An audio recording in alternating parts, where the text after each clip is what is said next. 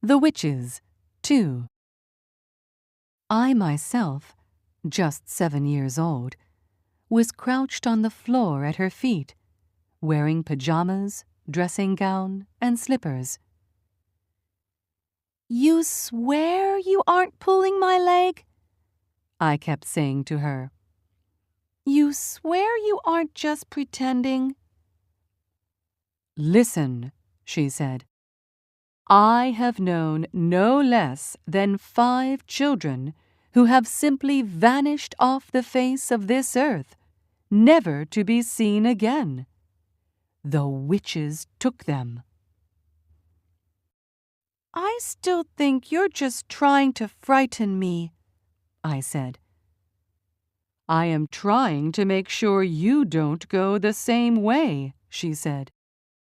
"I love you, and I want you to stay with me." "Tell me about the children who disappeared," I said. My grandmother was the only grandmother I ever met who smoked cigars. She lit one now, a long black cigar that smelled of burning rubber. "The first child I knew who disappeared," she said, "was called Ragnhild Hansen. Ragnhild was about 8 at the time, and she was playing with her little sister on the lawn. Their mother, who was baking bread in the kitchen, came outside for a breath of air. 'Where's Ragnhild?' she asked. 'She went away with the tall lady,' the little sister said. 'What tall lady?' the mother said. 'The tall lady in white gloves,' the little sister said. 'She took Ragnhild by the hand and led her away.' No one, my grandmother said, ever saw Ragnhild again." "Didn't they search for her?" I asked. "They searched for miles around. Everyone in the town helped, but they never found her." "What happened to the other 4 children?" I asked. "They vanished just as Ragnhild did." "How, Grandmama? How did they vanish?" "In every case, a strange lady was seen outside the house just before it happened."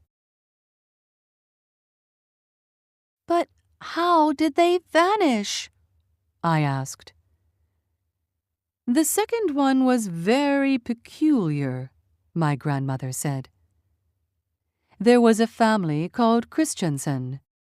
They lived up on Holmenkollen, and they had an old oil painting in the living room, which they were very proud of. The painting showed some ducks in the yard outside a farmhouse. There were no people in the painting, just a flock of ducks on a grassy farmyard, and the farmhouse in the background. It was a large painting, and rather pretty. Well, one day their daughter Solveig came home from school eating an apple. She said a nice lady had given it to her on the street. The next morning, little Solveig was not in her bed. The parents searched everywhere, but they couldn't find her. Then, all of a sudden, her father shouted, "There she is! That's Solveig, feeding the ducks!" He was pointing at the oil painting, and sure enough, Solveig was in it. She was standing in the farmyard in the act of throwing bread to the ducks out of a basket. The father rushed up to the painting and touched her. But that didn't help. She was simply a part of the painting, just a picture painted on the canvas. "Did you ever see that painting, Grandmama, with a little girl in it?" "Many times," my grandmother said. And the peculiar thing was that little Solveig kept changing her position in the picture. One day she would actually be inside the farmhouse, and you could see her face looking out of the window. Another day she would be far over to the left with a duck in her arms. Did you see her moving in the picture, Grandmama? Nobody did. Wherever she was, whether outside feeding the ducks or inside looking out of the window, she was always motionless, just a figure painted in oils. It was all very odd, my grandmother said. Very odd indeed. And what was most odd of all was that as the years went by, she kept growing older in the picture. In 10 years, the small girl had become a young woman. In 30 years, she was middle-aged. Then, all at once, 54 years after it all happened, she disappeared from the picture altogether. You mean she died? I said. Who knows? My grandmother said.